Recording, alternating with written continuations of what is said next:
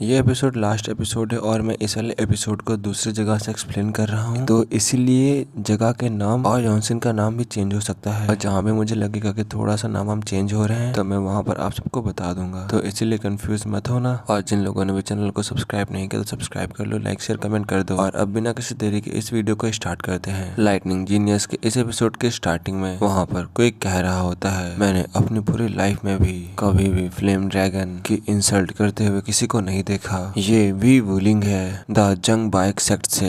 इस जगह पर शायद नेम चेंज हुआ है, यहाँ पर शायद गु गवा होगा द ट्रुथ सीकिंग सेक्ट से। लड़का कहता है ये शायद ट्रुथ सीकिंग सेक्ट का गु गवा है। देन वैसे वहाँ पर एक और आदमी कहता है ये इयोन रिम योंग है, नेम जी क्री बाइक टू गेट से। आपकी जो टेक्निक थी वो बहुत ज्यादा ही क्रिएटिव थी। आखिरकार इन्होंने इस टेक्निक को कहाँ सीखा होगा। और अगर ट्रुथ सीकिंग सेक्ट आपके जैसे एक सक्सेसर को हायर करता है तो वो बहुत ज्यादा ही तेजी से राइज होगा। जॉनसन उन सब की बातें सुनने के बाद अपने मन में कहता है ये अच्छा हो रहा है। आखिरकार मैंने हाल ही में मैं जो खोजना चाहता हूँ वो एक हर्ट कल्टीवेशन टेक्निक है। वो एनर्जी को एब्जॉर्ब और रिसीव करने की एक प्रैक्टिस है। इस कल्टीवेशन टेक्निक से हम प्रैक्टिस कर सकते हैं कि कैसे एनर्जी को निकाला जाता है और एब्जॉर्ब किया जाता है। सभी प्रकार की प्रेयर्स इंस्पायरेशन है। देन वैसे ही जॉनसन पीछे की तरफ देखने लगता है, उन वांगवो क्लैन के लोगों की तरफ। अभी भी सभी लोग बस अपने जॉनसन को ही देख रहे थे। देन वैसे ही वो लड़की फ्लेम ड्रैगन से कहती है वो बिना किसी फाउंडेशन का एक बेकार चीज है। देन ये कहने के बाद अपने मन में कहती है इसका ये फार्म भी अच्छा है। इस समय बस जॉनसन एक जगह पर खड़ा हुआ था। देन वैसे पीछे की तरफ देखने लगता है। जॉनसन ने अभी जस्ट कुछ नोटिस किया था, उसे कुछ अजीब सा एहसास हुआ था। क्या ये नामगुन फैमिली वॉरियर्स हैं? इस समय में नामगुन फैमिली के दो वॉरियर्स को दिखाया जाता है कि शायद मरे हुए जमीन पर पड़े होते हैं। और वहाँ पर कोई तो आ चुका था और वहाँ के सभी वॉरियर्स को भी मार चुका था। और इस टाइम जो अपना जॉनसन था वो भी बस उन्हीं को अंदर आते हुए देख रहा था। अगले पल वहाँ पर सभी लोग अपने अपने स्वॉर्ड को निकालने लगते हैं। अपने स्वॉर्ड को निकालने के बाद हंसते हुए कहते हैं जब भी ड्रैगन एंड फिनिक्स समिट खुलती है जो बाहरी सेक्ट के लोग होते हैं वो लोग यहाँ उमड़ पड़ते हैं। कल भी यही हुआ था। जब नामगुन ने गेट को बंद किया तो तरह तरह की मक्खियाँ उससे चिपक गयी। दूसरा आदमी कहता है वे सब कुछ ऐसे खुलेआम दिखा रहे हैं तो ऐसा तो बिल्कुल ही होगा। यहाँ तक कि मेन हाउस में भी बहुत सारे दुश्मन हैं। चलो इससे अब जल्दी से खत्म करते हैं। और जब वो सामने वाला आदमी इन बच्चों की बात सुनता है तो वैसे ही उनसे कहता है मुझे तुम्हारे रिएक्शंस को देखकर काफी अच्छा लगा।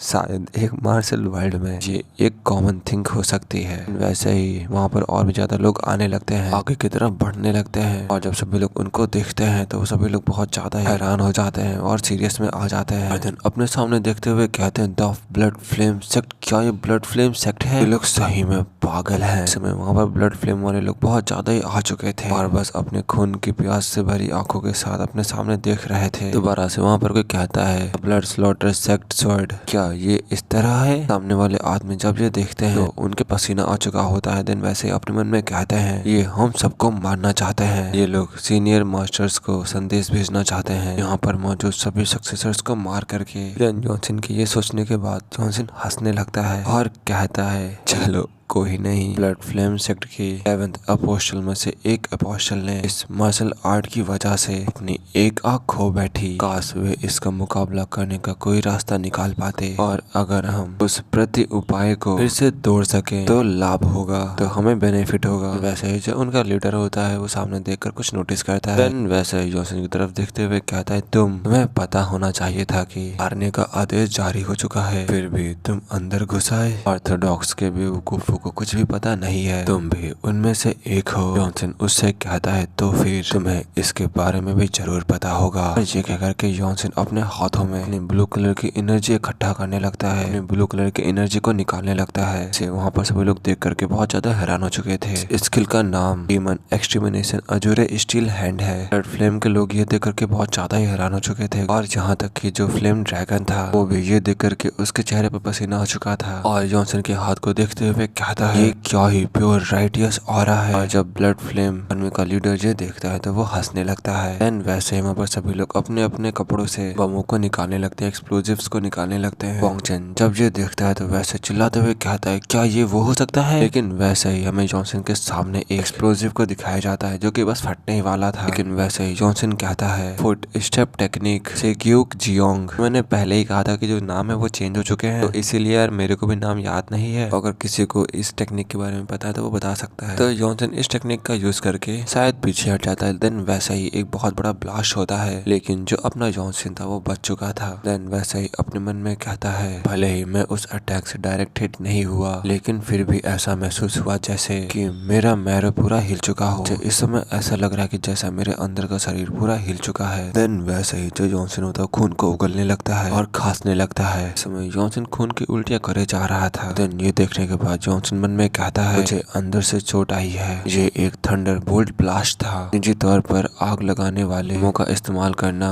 देशद्रोह माना जाता है, लेकिन ये लोग उनका उपयोग, उनका इस्तेमाल हमें मारने के लिए कर रहे हैं, ऑर्थोडॉक्स क्लैन का सफाया करने के लिए कर रहे हैं। और जब जॉनसन वहाँ पर बैठे हुए ये सब कुछ सोच रहा था, वैसे ही वहाँ पर कोई आते हुए कहता है, जॉनसन क्या तुम ठीक हो? और ये कोई और नहीं अपना वॉन्गचैन था। वॉन्गचैन इस समय वॉइस ट्रांसमिशन के थ्रू जॉनसन से बात कर रहा था दोबारा से। वॉन्गचैन जॉनसन से कहता है, शिन सोबिन के बारे में क्या? उसने कहा था कि वो उनके आने से पहले एरिया को सुरक्षित करने के लिए गई थी। वो जरूर ही उसी ओर गया होगा। लेकिन वैसे ही जो वॉन्गचैन होता है वो कुछ नोटिस करता है, और जब वॉन्गचैन जॉनसन की हालत देखता है तो वैसे ही जॉनसन से कहता है, क्या तुम मूव कर सकते हो? जॉनसन भी अपने मुंह को पोंछने लगता है और अपने चेहरे को पोंछने के बाद कहता है, चलो अब चलते हैं। वॉन्गचैन भी कहता है, ठीक है मैं समझ गया। देन वैसे ही वो दोनों वहाँ से आगे की तरफ बढ़ने लगते हैं। देन वैसे में अगले पल ब्लड फ्लेम कल्ट के लोगों को दिखाया जाता है। उनका जो लीडर होता है चिल्लाते हुए कहता है, सबको मार डालो। लेकिन वैसे वहाँ ऊपर वॉन्गचैन कुछ नोटिस करता है और वहाँ पर देखते हुए कहता है, वो लोग वहाँ पर है और वहाँ पर जॉनसन की दोस्त भी होती है। तो मैं इसे जॉनसन का जूनियर कहूंगा। तो यहाँ पर जूनियर भी होती है जिसे कि वो लड़की ध्यान से देख रही होती है, जिससे कि जॉनसन ने प्रोवोक किया था। उसको देखने के बाद वैसे ही वो अपने हाथों में एनर्जी को गैदर करने लगती है और जॉनसन के जूनियर के ऊपर अटैक कर देती है, वो भी पीछे से। और ये वाला अटैक काफी ज्यादा खतरनाक था। जॉनसन और वॉन्गचैन भी इस चीज को नोटिस कर लेते हैं। जॉनसन तुरंत ही अपने जूनियर को बचाने के लिए आगे की तरफ बढ़ने लगता है। इस समय वो जूनियर हवा में थी, अपनी शॉट के साथ उस अटैक के हिट होने के बाद बस हवा में उड़ती जा रही थी। इस वाले अटैक से शायद उसको काफी दर्द हो रहा था। और इसी के साथ ये वाला एपिसोड यहीं पे खत्म होता है। तो जॉनसन को भी बस यही चाहिए था कि हुआंग वुक्लेन उनके ऊपर सबसे पहले अटैक करे और फिर जॉनसन अकेले उन सबका खात्मा कर दे। तो अब जॉनसन आगे क्या करने वाला है वो तो हम लोग जानेंगे नेक्स्ट एपिसोड में। जो नेक्स्ट एपिसोड होगा वो नेक्स्ट वीक आएगा, क्योंकि इसके सारे चैप्टर मैंने एक्सप्लेन कर दिए। अब इसका एक भी चैप्टर नहीं बचा है। तो अब हम लोग स्टार्ट करेंगे हेवनली डीमन वाली सीरीज को, और उसको भी पूरा एक्सप्लेन करने के बाद फिर हम लोग स्टार्ट करेंगे star of a supreme ruler वाली सीरीज को। देन जब वो भी खत्म हो जाएगी फिर उसके बाद हम लोग स्टार्ट करेंगे अपनी चौथी सीरीज को, जो कि जस्ट मैंने अभी एक न्यू सीरीज अपलोड की थी, उसको एक्सप्लेन करेंगे। तो फिर अब मिलते हैं इसके नेक्स्ट एपिसोड में। तब तक ले बाय बाय, टाटा।